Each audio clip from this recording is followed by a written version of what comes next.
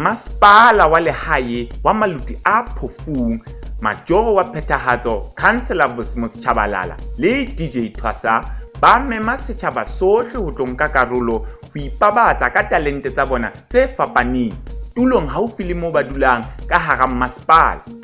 Itlo o tlo ipabatsa ka bokgabane hore o ipehe monyetleng wa ho kgethwa hore o tlo nke karolo nakong ya dipontsho tsa Maluti a lemong se hodimo.